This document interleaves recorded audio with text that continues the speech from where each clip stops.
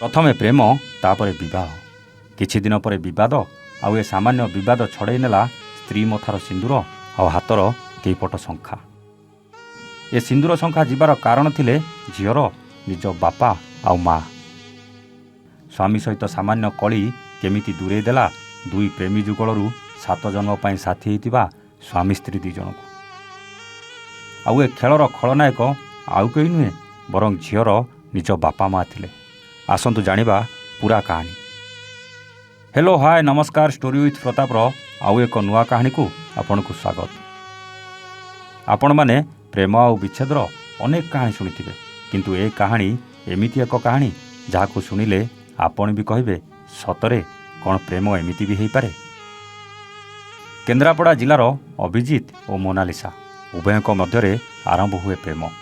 ପ୍ରେମ ଏତେ ଗଭୀର ହୋଇଯାଏ ଯେ କେହି କାହାକୁ ଛାଡ଼ି ରହିପାରନ୍ତିନି। ଶେଷରେ ପରିବାରର ବିରୋଧ ସତ୍ତ୍ୱେ ପ୍ରଥମେ ନୋଟାରୀ ଓ ପରେ ମନ୍ଦିରରେ ବାହା ହୋଇଯାଆନ୍ତି। ଅଭିଜିତର ପରିବାର ଲୋକେ ପୁଅ ବୋହୂକୁ ଗ୍ରହଣ କରି ନିଅନ୍ତି, ଆଉ ଦୁଇ ସ୍ୱାମୀ ସ୍ତ୍ରୀଙ୍କ ସମ୍ପର୍କ ବହୁତ ଭଲରେ କଟେ। କିନ୍ତୁ ୟା ପରେ ଯାହା ଘଟିବାକୁ ଯାଉଛି ଆପଣ ଶୁଣିଲେ ଆଶ୍ଚର୍ଯ୍ୟ ହୋଇଯିବେ। କିଛି ଦିନ ପରେ ମୋନାଲିସା ଆଉ ଅଭିଜିତ ଭିତରେ ଟିକେ ଟିକେ କଥାକୁ ନେଇ ଆରମ୍ଭ ହୁଏ ଝଗଡ଼ା। ଆଉ ଏ ଝଗଡ଼ା ପଛର ଖଳନାୟକ ଆଉ କେହି ନୁହେଁ ବରଂ ମୋନାଲିସାର ମା ଆଉ ବାପା ଥିଲେ। ମୋନାଲିସାକୁ ତା ମା ସବୁବେଳେ ଅଭିଜିତ ଓ ତାଙ୍କ ପରିବାର ବିରୁଦ୍ଧରେ କହିବା ସହିତ ପ୍ରତିଶୋଧ ନେବାକୁ ଝିଅକୁ ଅଭିଜିତ ଠାରୁ ଅଲଗା କରିବାକୁ ପୁରା ଚେଷ୍ଟା କରୁଥିଲେ, ଆଉ ଶେଷରେ ଦିନେ ସଫଳ ବି ହୋଇଗଲେ। ଏମିତି ଝଗଡ଼ା ଲାଗୁ ଲାଗୁ ଅଭିଜିତ ମୋନାଲିସା ଉପରକୁ ହାତ ଉଠାଇ ଦେଇଥିଲା, ଯାହାକୁ ନେଇ ମୋନାଲିସାର ବାପା ମା ଝିଅକୁ ତାଙ୍କ ସାଙ୍ଗରେ ନେଇଯାଇଥିଲେ। ମୋନାଲିସାକୁ ଘରକୁ ନେଲା ପରେ ସ୍ୱାମୀ ଅଭିଜିତ ବଞ୍ଚି ଥାଉ ଥାଉ ମୋନାଲିସାର ସିନ୍ଦୁର ପୋଛି ଦେଇଥିଲେ ଆଉ ହାତର ଶଙ୍ଖା ସବୁ ଭାଙ୍ଗି ଦେଇଥିଲେ। ପୁଣି ଥରେ ମୋନାଲିସାକୁ କୁଆଁରୀ କନ୍ୟା ସଜେଇ ଦେଇଥିଲେ। ଖାଲି ସେତିକି ନୁହେଁ, ଝିଅକୁ ଅନ୍ୟ ଆଡ଼େ ବାହା ଦେବାକୁ ପ୍ରୟାସ ମଧ୍ୟ କରିଥିଲେ। କିନ୍ତୁ ଅଭିଜିତ ମୋନାଲିସାକୁ ଏତେ ଭଲ ପାଉଥିଲା ଯେ ଡିଭୋର୍ସ ଦେଇନଥିଲେ। ସେଥିପାଇଁ ମୋନାଲିସାର ବାପା ମା ଝିଅକୁ ମତେଇ ଅଭିଜିତ ନାଁରେ ଦୁଷ୍କର୍ମ ଓ ନିର୍ଯାତନା ଦେବାର ଅଭିଯୋଗ ଥାନାରେ ଦେଇଥିଲେ। ଶେଷରେ ଅଭିଜିତ ବିବାଦ ଆଗକୁ ନ ବଢ଼ାଇବା ପାଇଁ ଚୁପ୍ ରହିଯାଇଥିଲେ। ହେଲେ କାହାଣୀର ଅସଲ ମୋଡ଼ ଏବେ ଆସିବାକୁ ଯାଉଛି। କିଛି ଦିନ ପରେ ମୋନାଲିସା ଜାଣିବାକୁ ପାଇଲା ଅଭିଜିତ ପିଲାର ସେ ମା ହେବାକୁ ଯାଉଛି। ଆଉ ଏକଥା ଜାଣିଲା ପରେ ମୋନାଲିସା ମୁଣ୍ଡରେ ଯେମିତି ଚଡ଼କ ପଡ଼ିଗଲା।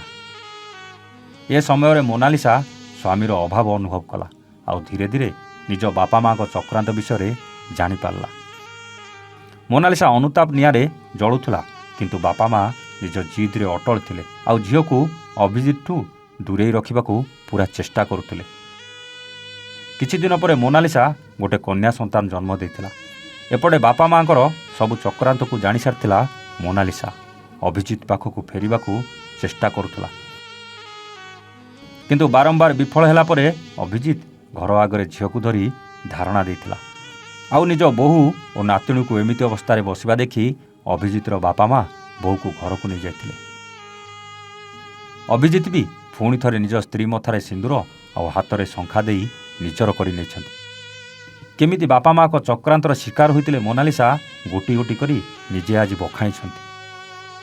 କଥାରେ ଅଛି, ଝିଅ ଘରକୁ ଆଉ କେହି ନୁହେଁ ବରଂ ନିଜ ବାପା ମା ହିଁ ଭାଙ୍ଗିଥାନ୍ତି। ଏଥିରୁ ପୁରା ପ୍ରମାଣ ହେଉଛି ଝିଅ ଘର ଭାଙ୍ଗିବାରେ ବାପାର ଯେତିକି ଭୂମିକା ନଥାଏ, ମାଆର ଭୂମିକା ବେଶୀ ଥାଏ। ଏ କାହାଣୀରୁ ପୁରା ପ୍ରମାଣ ହେଉଛି।